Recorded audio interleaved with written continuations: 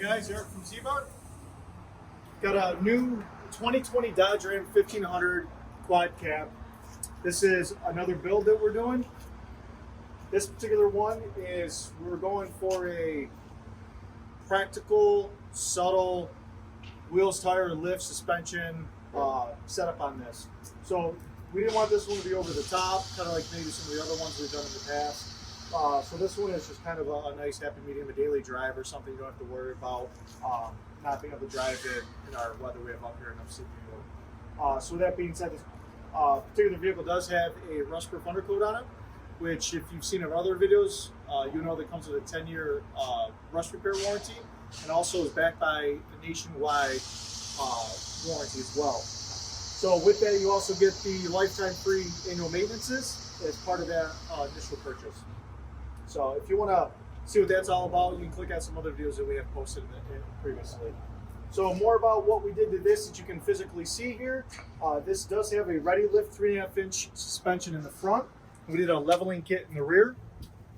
So this is a 2-inch strut spacer with a 1.5-inch block that sits on top of the strut. And this does come with a new tubular upper control arm.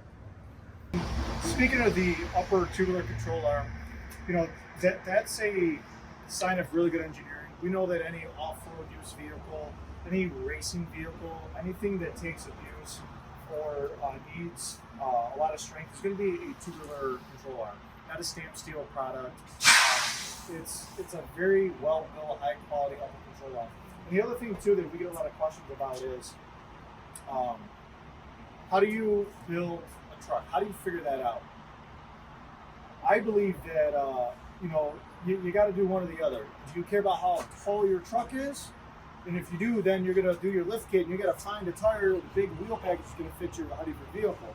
Or do you care about what your tire looks like? And you can build around your tire, and then that dictates how big your lift is to fit it on the tire.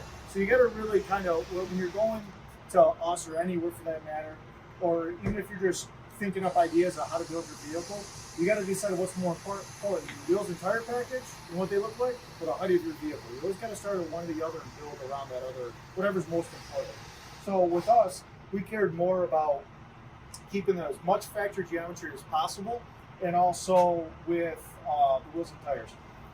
We wanted to go with 35 12.5s on 20 by 10 rims with a negative 22 offset. So that configuration of wheel and tire dictated the minimal lift requirement that we had to have on this vehicle in order to fit this tire here without rubbing.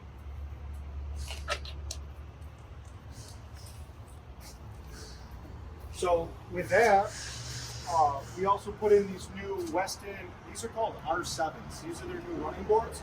These are a 5-inch flat powder coated aluminum running board. These things are really nice, especially again for upstate New York. We know our salt issues that we have around here, what they do with running boards. We see, black powder coated mild steel running boards rusted in 3 months up here.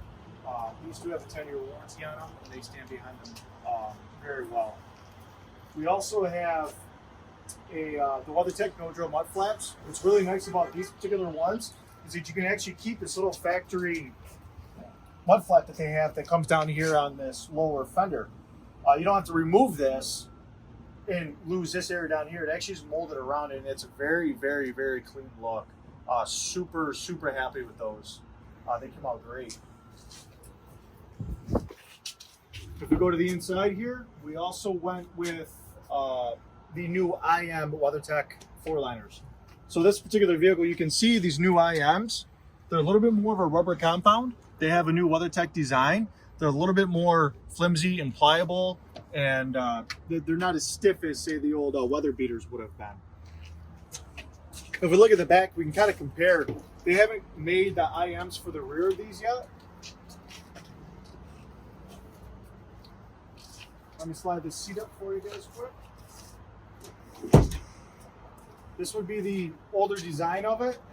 Again, these WeatherTechs are still nice, but they're not the same material. They're not as flexible as these IMs. So I'm sure that WeatherTech will be coming out with the rear soon. Obviously, the fronts are always most important in all these vehicles. And again, as we're kind of skipping over here, this has been rust proofed. So we have our certified plugs here that have our name on it, so you know that it was done by Ziebart. And you know, this is another instance. You can actually see how nice this is. So you can see the top side, the rust proof that we sprayed on this bottom seam. You can actually see how nice and clean this is. You can already see the road spray that's just all over this vehicle that would otherwise have been down in the seam. So that's why it's definitely most important to get those rust proof as new as possible. Obviously we do use, again, another video. The rear mud flaps came out really good as well, just like the front. This is 100 XL. So you have different tiers of caps, just like anything you would. This particular one is a step up from their base model, which is still a very, very, very sleek cap. This has a very large window, side window that's frameless. It's flush. This rear one will actually pop out at an angle, which is really nice. This has the Thule Aeroblade roof rack on it, so it's kind of shaped like an airplane wing, but they are flat on top. With this, you also get the frameless rear door, which again, super sleek, very nice feature. As an upgraded option, we threw a bunch of options in here that we felt are practical for everybody. So nothing over the top in here, but this does have keyless entry, so I can lock it. You can't open it. I don't even have to use this lock here. I can unlock it with a factory key fob.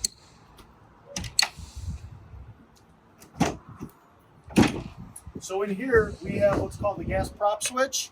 So this little gas prop switch has a micro switch inside of it that this goes into.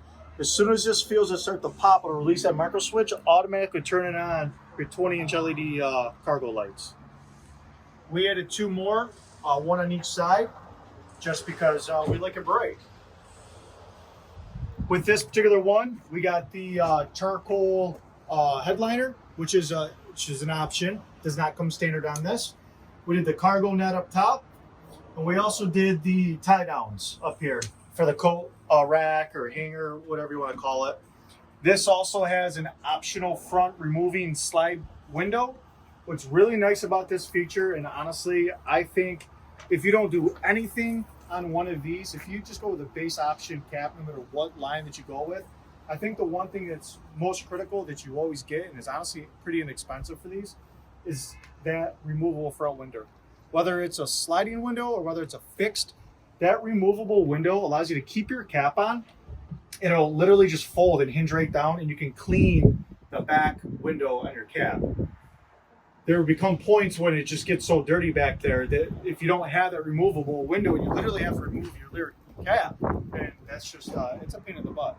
So yep, so we have this. Oh yeah, I almost forgot. This is our spray and bed liner, Rhino Linings. Again, you know, we have really nice clean lines. We like to use this as much as possible. We try to find factory edges and body lines in every single vehicle. They're all a little bit different. We just try to follow the cleanest design and cleanest look with them. So as we know, they're ever evolving all the time. So I don't know if you guys can see this, but as we close this, if you can pan in here a little bit, you'll actually see that light disappear by itself as we go in here, and it just turned off. So that's where that little micro switch up here automatically turns them on and off. You don't have to search for it. And I almost forgot, we have the powder coated black catback exhaust. This is a MagnaFlow. So this is a true catback exhaust. It has a great note, has a good sound, deep throaty voice. It's not overkill, it's not loud.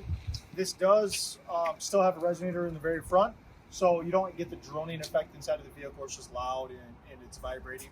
It's not like that. It's very quiet on the inside, but it sounds great from the back on.